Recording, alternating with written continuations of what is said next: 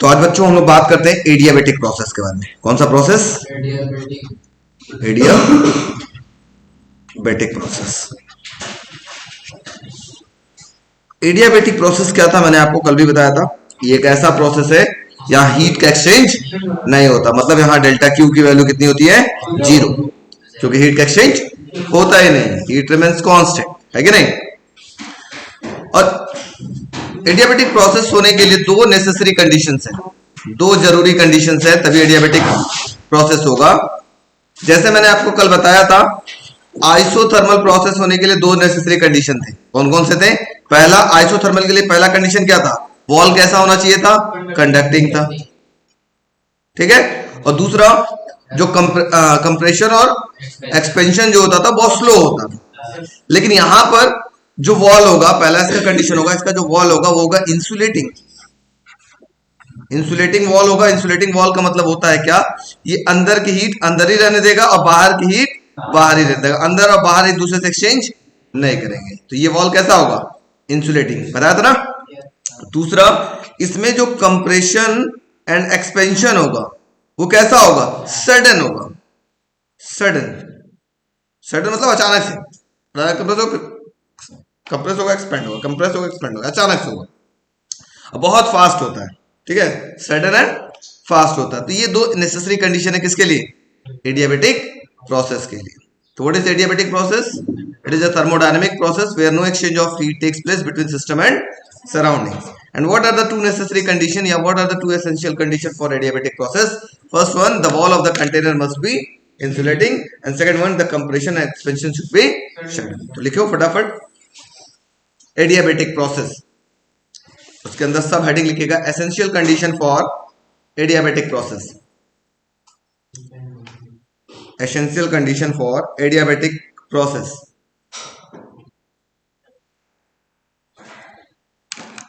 Essential condition for adiabatic process.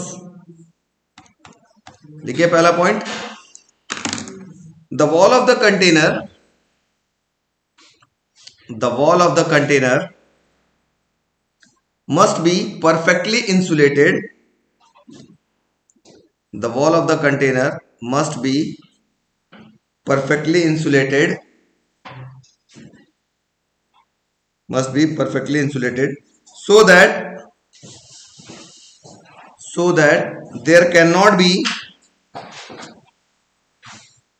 so that there cannot be any exchange of heat, so that there cannot be any exchange of heat between the gas and surroundings, between the gas and surroundings. Second point, the process of compression or expansion, the process of compression or expansion should be sudden, the process of compression or expansion should be sudden so that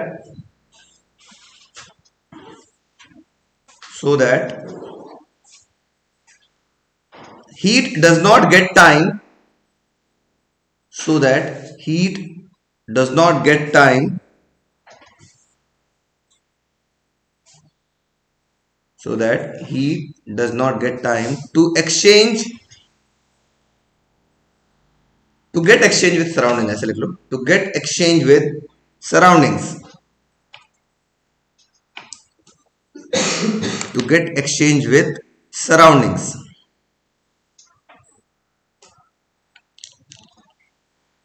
ठीक है, याद हो गया। Adiabatic process में क्या होता है? Wall कैसा होगा? इंसुलेटिंग, और इसमें जो कंप्रेशन और एक्सपेंशन होता है वो सडन होता है, ठीक है। इस वजह से सडन होता है कि वो जल्दी आसानी से हीट को एक्सचेंज ना कर पाए सराउंडिंग के साथ, ठीक है। इसी वजह से सडन एक्सपेंशन और कंप्रेशन होता है, ठीक है। अब देखो बहुत इंपॉर्टेंट पॉइंट, ध्यान समझिएगा। ये है अगला हेडिंग, एडियाबेटिक रिलेशन बिटवीन, पहला पॉइंट है adiabatic relation between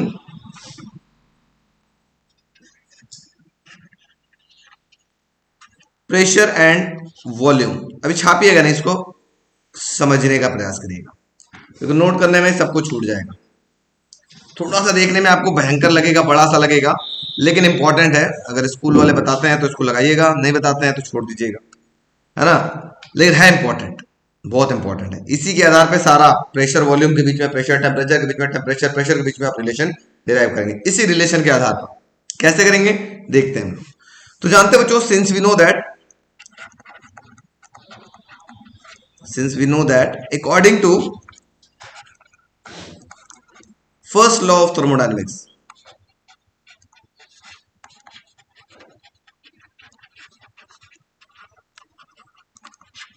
according to first law of thermodynamics आपने जाना था ना, ये था dq is equal to du plus dw, था क्या? यस या नो? पढ़ा था ना। और फिर हम शायद dw को कुछ और भी लिख सकते थे, बताओ तो क्या लिखते थे? pdv, हाँ p डेल्टा v या pdv लिख सकते थे। तो हम इसको ऐसे लिख सकते हैं, dq is equal to du plus pdv।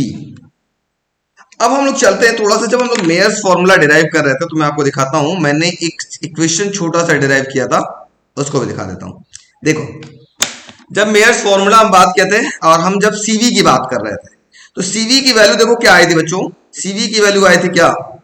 du upon में dt is equal to CV. तो यहां से du की वैल्यू निकालोगे तो क्या मिलेगा? सीवी dt मिलेगा, क्या मिलेगा? क्या cu dt मिलेगा। तो हम लोग क्या करेंगे, हम ऐसे लिख लेंगे, सिंस वी नो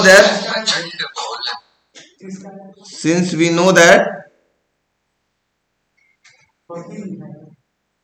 हाँ, अब देखो यहां से हम लोग क्या लिखेंगे बच्चों, du बराबर क्या लिख लेंगे, जल्दी बोलो बच्चों, ये होगा cv इंटू dt। हम लोग पीछे पढ़ चुके हैं, कहां से? अकॉर्डिंग टू मेयर्स फॉर्मूला में हम लोग इसको डिराइव किया था।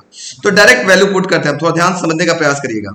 तो dq बराबर क्या मिलेगा, du की वैल्यू हो जाएगी cv dt plus p dv। कोई तकलीफ? अब लिखेंगे इंपॉर्टेंट चीज, अब थोड़ा समझने का प्रयास करिएगा।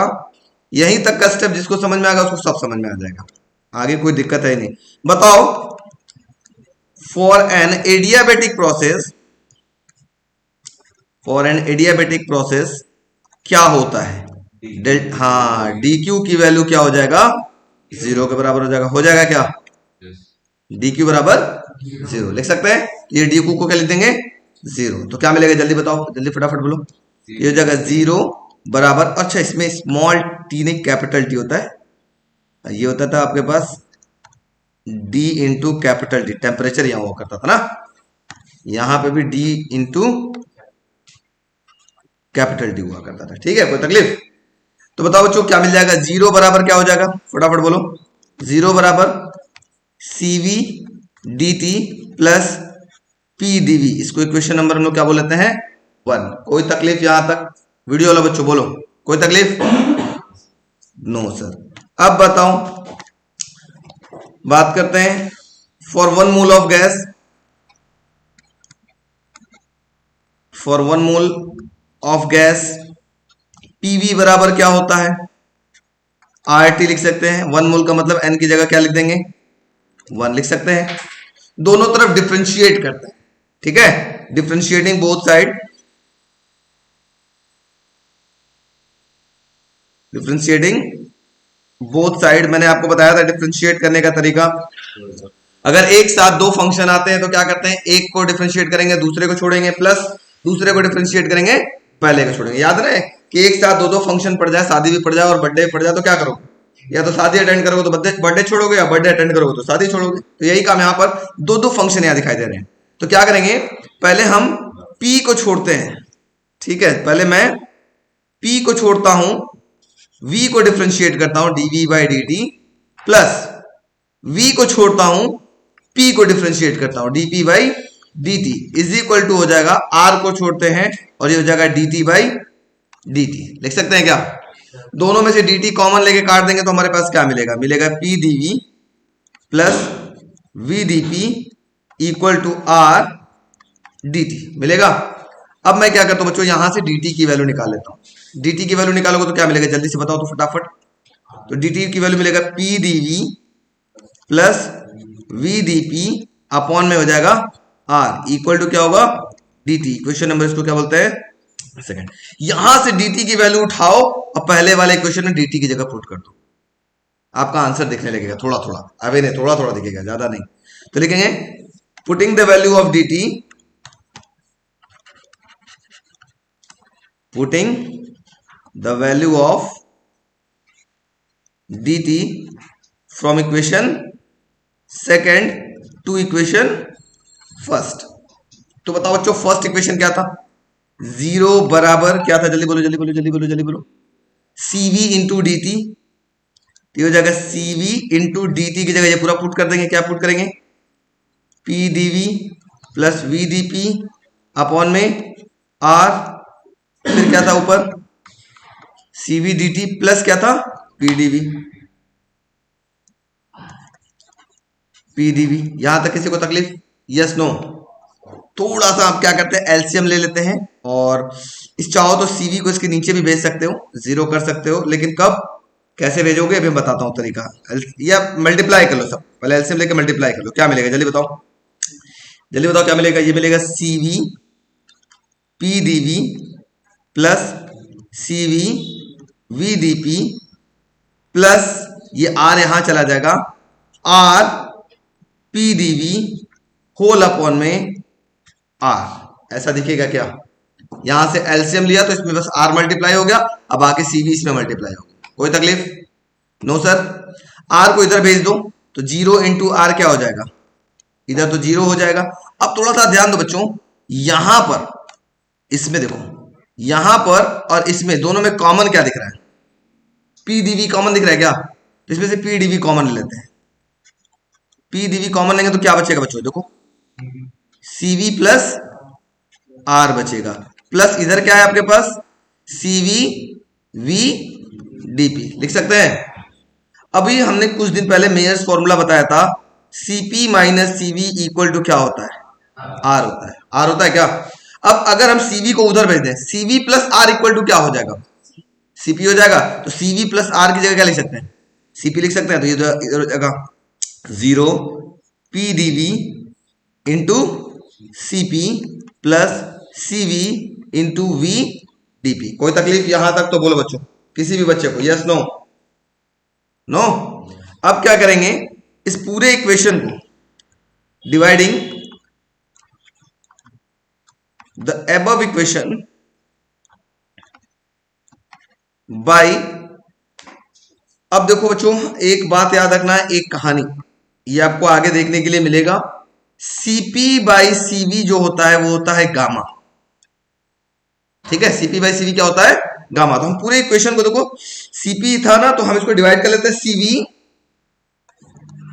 पीवी से, तो क्या मिलेगा हमको, देखो सीपी पीवी से जब डिवाइड करेंगे तो मेरे पास क्या मिलेगा, इसको भी डिवाइड करो तो ये हो जाएगा पी डीवी सीपी अपॉन में किससे डिवाइड करना है जल्दी बोलो बच्चों, सीवी पीवी प्लस यहां पे क्या है, ओ अलग अलग पेज पे हो जा रहा, रुक जाओ एक ही पेज पे ले लेते, पहले एक ही पेज पे ले लेते हैं।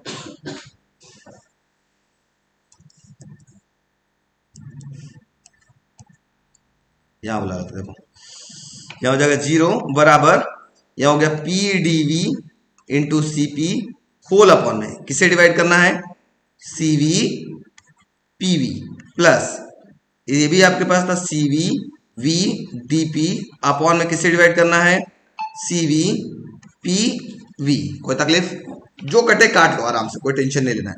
पी से पी कैंसिल, और कुछ कैंसिल तो होगा नहीं यहां पर, यहां बताओ सीवी से सीवी कैंसिल, वी से वी कैंसिल, कैंसिल हो गया।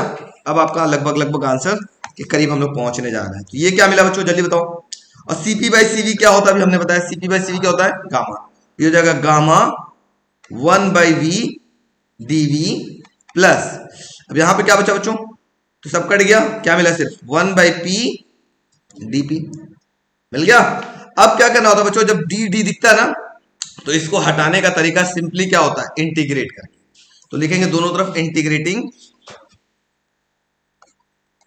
Integrating both side we get, दोनों तरफ जैसे इंटीग्रेट करोगे तो ये हो गया 0 का इंटीग्रेशन, गामा बाहर निकल जाएगा 1/v dv plus 1/p dt। लिख सकते हैं यस नो? वीडियो वाले बच्चों बोलो यहां तक समझ में आ रहा है कि नहीं?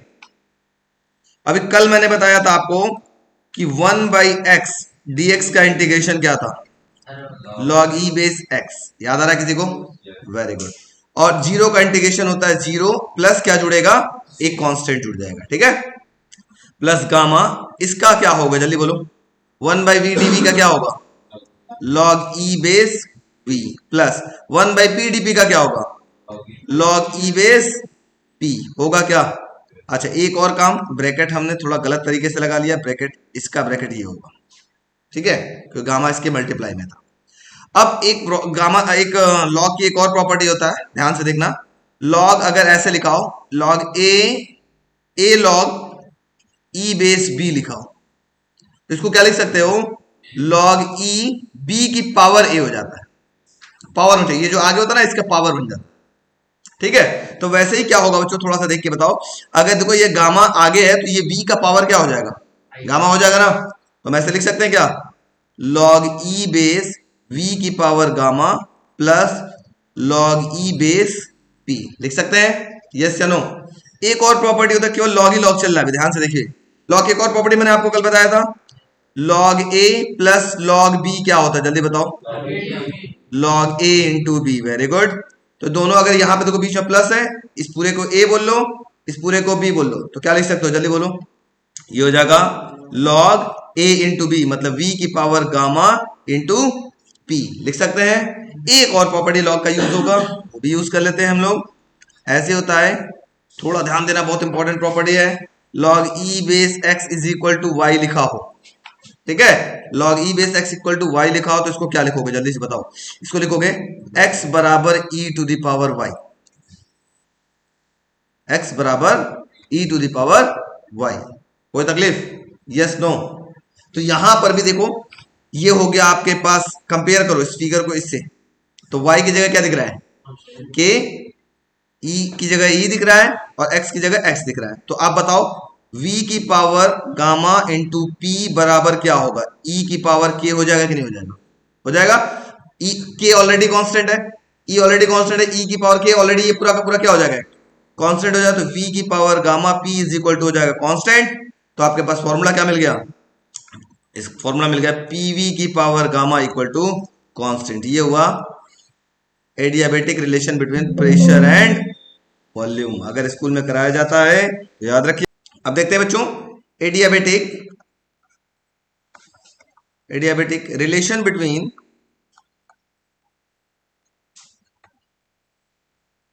Pressure and temperature, not time.